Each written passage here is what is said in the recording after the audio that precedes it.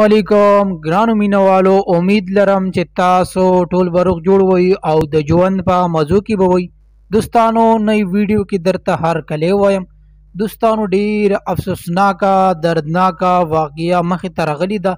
دوستانو لګړ بګړ په مردان کې د وو خويندو یو ورور دوستانو وخوړو. دوستانو هلک یې څنګه وخوړو او مور او پلار یې سوي. دوستانو مور یې ډیر زیات وجړل او دا خبره کوله چې زما خو یک یو زوی و هغه هم لګړ بګړ وخوړو نو ما باندې قیامت راغلو. دوستانو په ویډیو کې در سره مکمل معلومات شریکوم. زمونږ ویډیو در سره تر اخره وګورئ چې د مکمل معلومات نه خبر شئ. او دوستانو د مور فریاد وایي چې آیا د هلک مور غریبه سوی او ولې دومره زیاته جاړي. دوستانو ویډیو کتو نه مخکې که تاسو زمونږ په دې چینل کې نوي وئ نو زمونږ د چینل مخه در سره ضرور سبسکرایب کړئ چې زمونږ کومې نه ویډیوګانې راځي چې هغه تاسو ته په اسانۍ سره در رسي او دې سره د ټالۍ نشانه مو چې تاسو د تازه معلومات نه زر تر زر خبرې. دوستانو ډیره افسوسناکه دردناکه واقعیا مخې ته راغلې ده. دوستانو په مردان کټلنګ کې یو ښایسته ماشوم دوستانو د مور او پلار یو زوی او د دوی اوه خویندې وي.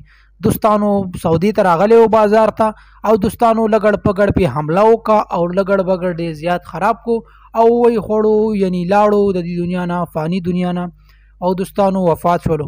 دوستانو مور یې ډېر زیات وجړل او دا خبره کوله چې زما د یک یو زوی و هغه هم لګړ بګړ وخوړو په ما باندې قیامت راغلو. نو دا حکومت ته پکار دی چې د لګړ بګړ دی څه علاج وکړي او د دی دی اولیو او ختم دی کی ځکه چې زمونږ نور هم نقصانونه کوي او د نورو خلکو بچو ته هم نقصان ورکوي.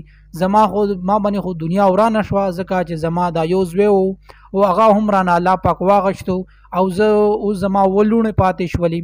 دوستانو مور یې ډېر زیات وجړل او د دې نه بعد د هغې الفاظ نه ځکه چې هغه دومره پریشانه وه ځکه چې د چا یو زوی وي او دوستانو ډیر زیاتې وجړل او دوستانو په آخري کې بیا بهوش شوه او نورې خبرې نشوي کولی ځکه چې دوستانو ډیر د غم او د افسوس مقام دی چې یو وړوکی زوی ستر کې او هغه وفات شي. دوستانو د وو خویندو یو ورور. دوستانو که چېرې چینل کې نوي وئ نو د چینل مخه در سره نورو معلوماتو دپاره ضرور سبسکرایب کړئ. شکریه.